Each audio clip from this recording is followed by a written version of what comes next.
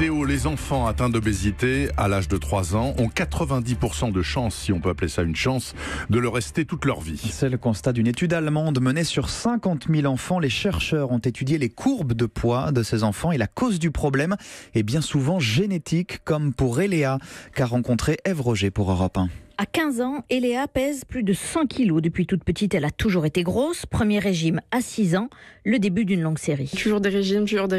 Comme par exemple, tartiner tous mes plats avec du son d'avoine dessus ou que des soupes. Et ça n'a rien fait non plus. Qu'est-ce qui est le plus difficile ? D'être jugée constamment en se disant « Ah, mais t'es grosse, t'as qu'à faire un régime, faire plus de sport. » Mais non, ça ne marche pas. Un chemin de croix parcouru par toute la famille.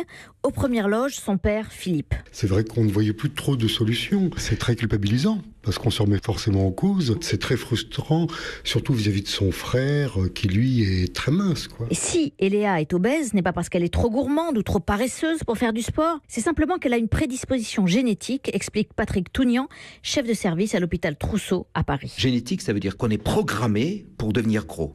Et donc, ces enfants-là ont davantage faim que leurs congénères. Donc, ils mangent plus. C'est une injustice de la nature, génétiquement déterminée. C'est pour ça que c'est aussi dur de maigrir. L'adolescente a donc choisi la solution radicale, l'opération de l'estomac.